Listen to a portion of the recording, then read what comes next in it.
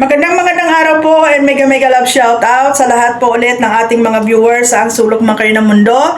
Magandang umaga, magandang tanghali at magandang gabi po sa ating lahat. Sana po ay nasa mabuti kayong kalagayan.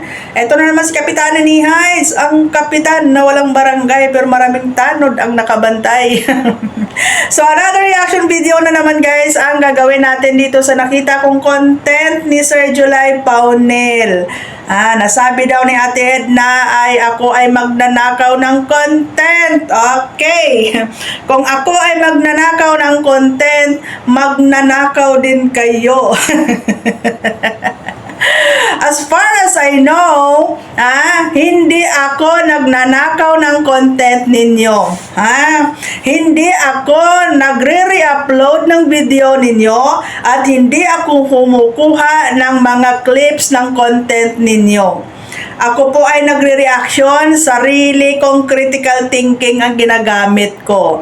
Ngayon, kung ang pagre-reaction ay isang pagnanakaw, wala kayong pinagkaiba sa Kalingap, magnanakaw din kayo ng content. Bakit? Bakit? Hindi ba kayo nagko-content sa labas ng Kalingap? Di ba? Nagre-reaction din kayo sa labas ng Kalingap. Ito nga si Beyonce, wala na sa Kalingap, hindi nyo matigil-tigilan. So, meaning to say, magnanakaw din kayo. Ngayon, nire-reactionan nyo ako, di ba magnanakaw din kayo ng content? And kung ang pagre-reaction ay magnanakaw, ang daming magnanakaw dito sa social media. And alalahanin ninyo, nasa YouTube tayo. Pag-aari ni YouTube itong platform na ito. At walang sinabi si YouTube, bawal mo kapitana i-reactionan ang Kalingap. Kung merong magbabawal sa akin dito, si YouTube lang. Kung gusto ninyo na hindi kayo ma-reactionan, gumawa kayo ng sarili ninyong platform. Okay? Hindi ako papasok doon. Pero dito sa YouTube, huwag kayong feeling entitled. Parareho tayong gumagamit ng platform ni YouTube. Ngayon, kung ayaw nyo mapag-usapan, ipribado nyo yung buhay nyo, igarapon nyo. Huwag kayong pagala-gala dito sa social media. Tuwang-tuwa kayo pag pag pinupuri kayo, feeling sikat kayo. Pero pag nagke-criticize kayo, sabihin nyo magnanakaw. Diyan sa mga reactor ng Kalingap, kung ako ay magnanakaw din kayo. Anong pinagkaiba nyo sa akin kasi nagre-reaction din naman kayo sa hindi Kalingap?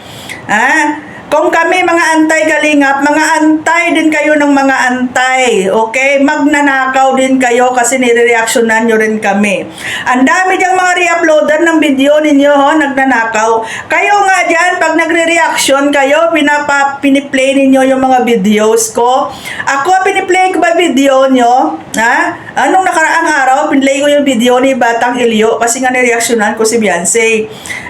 So, kung may magnanakaw dito, kayo yon kasi piniplay ninyo yung video ko dyan sa mga channel ninyo. Si Ate Edna, yes, hindi siya magnanakaw. No, pero dahil nireactionan niya ako, magnanakaw din siya. Kung na magre-reaction ko sa Kalingap ay magnanakaw, well, magnanakaw din siya kasi nireactionan din niya ako. Anong pinagkaiba? Ay, huwag kayong feeling entitled. Ngayon, nakafocus kayo doon sa sinabi ko na yumaman kayo. Alam nyo, kung naiintindihan ninyo at i-analyze mabuti, ang pinaka-bottom line ko doon is, huwag kayong manumbat sa mga tinutulungan ninyo para hindi rin kayo masumbatan. Di ba nasaktan kayo, nasinumbatan kayo na yumaman kayo dahil sa pagko-content ng mga beneficiary ninyo, sa pagko-content ng mga buhay ng mga mahihirap?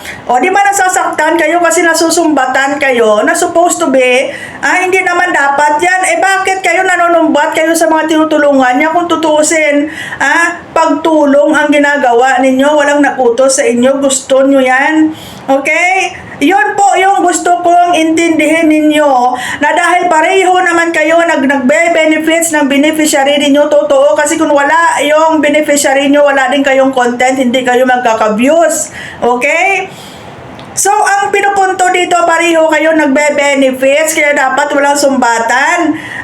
Tapos sabihin ni BSN sa live niya, hindi daw siya nanonumbat. Ano ka, tulog sa kangkungan? Tapos sabihin mo yung yaman nyo galing sa Diyos. Kung anong meron kayo, yun ay sa Diyos. Eh di lang sabihin ninyo, ang Diyos po ay may 275 na pabahay na. Dapat hindi mo isusumbat pala yung mga tinutulong ninyo kasi galing pala sa Diyos yan, hindi naman pala galing sa iyo yan. Come on! Okay? So speaking of magnanakaw, lahat tayo dito magnanakaw. Ang pinagkaiba ko lang, hindi ako nagnanakaw ng content ninyo, hindi ako nagre-re-upload ng videos ninyo, hindi ko piniplay yung mga videos ninyo pag nagre-reaction ako. So mas magnanakaw kayo dyan sa Kalingap. Huwag kayong malinisan kasi pareho tayo dito. Sabi ko nga kung ang pagre-reaction ay magnanakaw, Diyos ko, ang daming magnanakaw. Diyan sa politika pa lang, tingnan nyo yan, yung mga pro-BBM, kinokontent ng mga anti-BBM, pag nanakaw ba yun? Marami yung mga reaktor na nagpo-political vlogging, yung mga pro-Duterte, kinokontent ng mga anti-Duterte, magnanakaw ba yun? Masyado kayong entitled sa Kalingap, okay? Gumawa kayo ng sarili ninyong platform para sabihin ninyo na amin to, sarili namin to, trespassing kayo. Nasa YouTube tayo. Okay? Ngayon pag napapahiya kayo, pag nare-real talk kayo, gumagawa kayo ng lusot. Sabi ni Ate Edna, ngak-ngak ka na ngak-ngak, kapitana, bumabalik sa'yo. Bumabalik din sa inyo yung pinagsasabihin nyo. Sampal din sa pagmumukha ninyo, nasabihan nyo ako magnanakaw ng content, kayo magnanakaw din. Tumatalon nga kayo dyan sa bakod ng Kalinga para makikontent sa iba, tapos nagmamalinis kayo, magnanakaw din kayo. At least ako, walang involved ng beneficiary itong channel ko, walang involved ng sponsorship to. Hindi ako gumagamit ng mga kahirapan ng mga beneficiary sa channel ko. Ang ginagamit ko lang dito, utak ko at bunganga ko para mag-analyze ng mga bagay-bagay, magbigay ng point of view ko at magbigay ng aking reaction at opinion base dyan sa community ninyo. Hindi nyo matanggap? Magnanakaw din kayo, magnanakaw tayo dito.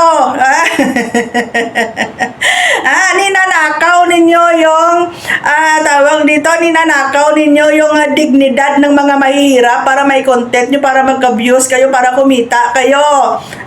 Magnanakaw tayo lahat dito, huwag kayo magmalinis. Litsugas kayo. Di ba? Hindi ako re-uploader. At wala sa community guidelines ni YouTube na bawal kayong reaksyonan. Okay? At ang alam ko na bawal kay YouTube, ang restriction ni YouTube is yung mag-re-upload ka ng content ng iba kasi copyright strike ka nun. Okay? At hindi ko ginagawa yon. I'm not bending the law of YouTube. Pero kayo mga ano kayo, ang dami ninyong nilalabag. Nilalabag nyo na nga yung batas, nilalabag nyo pa yung batas ni YouTube. Tapos ngayon nagmamalinis kayo. Oy, July Paunel, magnanakaw ka din. Tumatalon ka nga sa community ng Kalinga para mag-reaction sa iba. Feeling mo hindi ka magnanakaw? Nagpi-play ka nga ng video ng iba dyan. Feeling mo hindi ka magnanakaw? Magnanakaw tayong lahat. Aminin nyo at sa hindi. Huwag kayong magmalinis. Di ba nakakahiya? Nakalkalin yung buhay ninyo. Pero ang galing nyo mangalkal din ang buhay ng beneficiary ninyo. Di ba kinakalkal nyo yung buhay ng beneficiary nyo pag nanumbat kayo, galing kayo sa mahirap, dati nakatira lang kayo sa ganito, kinakalkal nyo din ang buhay ng beneficiary, tapos kayo pag buhay nyo nakalkal, feeling victim kayo, at yung mga beneficiaries na yan, namumuhay ng tahimik, kaya nalaikot kayo ng ikot, naghahanap kayo ng matutulungan kuno. Tapos ngayon pag natulungan ninyo, susumbatan nyo, kalkalin nyo yung buhay niya, kung ano yung pinagmulan niya. Tapos kayo, hindi kayo pwede mapag-usapan, ipribado nyo yung buhay nyo, huwag kayo mag-social media, huwag kayong pagalagala dito sa social media. Itsugas kayo. Pantay-pantay tayo sa mata ng Diyos. Puro kayo Diyos, Diyos, Diyos dyan. Sa mata ng Diyos, walang mahirap, walang mayaman, pantay-pantay tayo. Okay? Ngayon, kung ayaw nyong masumbatan, huwag din kayong manumbat. Yan ang bottom line ng content ko. Di ba nasasaktan kayo pag nasusumbatan kayo, nasasaktan kayo pag nakalkal yung buhay nyo? Si Beyonce, sinasabihan nyo, galing ka sa mahirap, kung di dahil sa Kalingap, nakatira lang kayo sa tabing dagat, yung bahay nyo sira-sira. Tapos sinabihan ko kayo na bakit kayo galing din naman kayo sa hirap, yumaman lang din naman kayo dahil sa pagko-content ng mga buhay ng mga mahihirap. Nagagalit kayo? Iba talaga pag may sugat na hapdian, di ba? Ngayon, ayaw nyo mapag-usapan, ayaw nyo makontent, ipribado na yung buhay nyo. Hindi yung pag-alagala kayo dito sa social media, pag pinupuri-puri kayo, gustong-gusto nyo. Tapos ngayon na pag-uusapan kayo, galit kayo. Ano kayo entitled? Ano kayo VIP dito kay YouTube? Ano kayo untouchable? Mga tonto ni ay. Tapos karon akig-akig ka mo, ginaano ta ka mo how? Insa nagapanakaw ko sang content, yung gina-re-upload ko di sa channel ko para hambalan nyo kung magnanakaw. Speaking of magnanakaw tayong lahat dito. Mga tonto ni ay. Masakit. Ouch. Ang sakit-sakit, di ba? Ouch. Tayin nyo nag-live ako. Hindi lang talaga ako makapag-live. Pero, antayin nyo lang talaga. Bula yung bibig ng mga taga-kalingap sa karibat kay Kapitana. Si Marilyn Pablo, your father is not a good leader. Why are you there? If he is not a good leader, why are you there? Meaning to say you are not a good follower also. Dahil naandyan ka sa community ng your father is not a good leader, meaning to say you're not a good follower also. Kain mo, suka mo. Si Marilyn siya, bumubula ang bibig sa kakaribat sa akin. Sabihin mo, Kapitana, hindi pa ba? Hindi pa ba sapat yung kinikita mo dyan?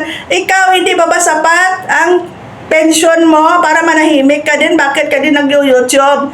Kung tutusin na matanda ka din sa akin. At least ako, katulong man ako dito. May palabra, di honor ako. Hindi ko kinakain yung suka ko. Hindi kagaya nyo, patalon-talon kayo. Bakit? Ano kayo mga piang? Mga piang ka mo nga, hindi ka mo makatindog sa hugalingon yung tiil. Hindi kayo makatayo ang sarili nyong pa. Kailangan kumapit talaga kayo sa mga community kahit na sinuka nyo at minura-mura nyo na. Huwag nyo akong paikikan ng mga professionalism na pinagsasabi nyo. Kasi kung pagdating sa pagiging professional, wala kayo noon. Hanapin nyo kung nasaan. Wala akong pake. So sa ulitin, lahat tayo dito magnanakaw. Ikaw, Sir July, magnanakaw ka din kasi nagko-content ka din ng iba. Huwag ka magmalinis.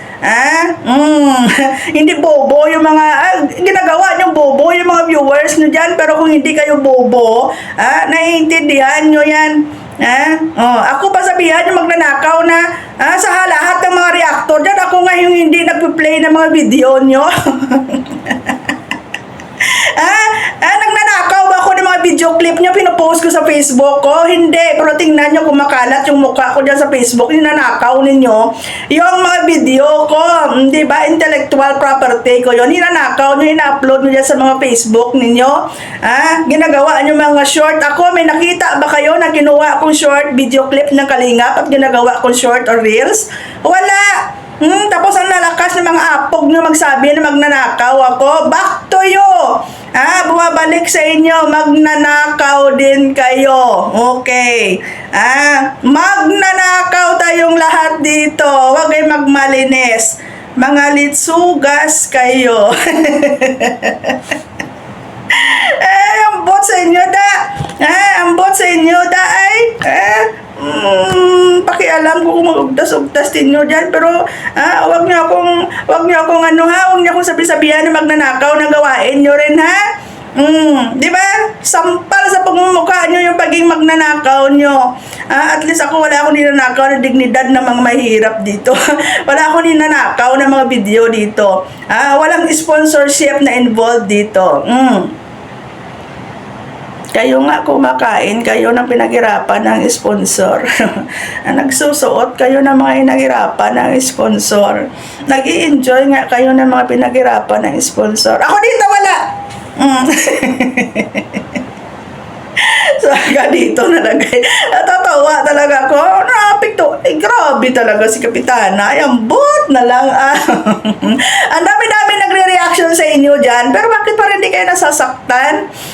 Bakit ako parang nagaigit-igit sila sa kaugtas-ugtas ako? So, ganito lang guys, no? Good vibes lang tayo guys, no? Huwag niyo masyadong i-invest yung emotion niyo dito sa social media. Huwag masyadong i-invest yung mga sarili ninyo dito sa social media guys, no? Kasi at the end of the day, kayo yung lugi. Okay? Focus kayo sa mga personal life ninyo at huwag yung dalhin yung personal life mo dito unless, di ba, kung pinagkalandakan mo talaga yung yaman mo dito sa social media, mapag-usapan talaga yan. Ngayon, pag nag-usapan, gusto mo puro papuri, ayaw mo ng criticism. Ano ka entitled? Bye-bye guys and good day everyone. Love you all.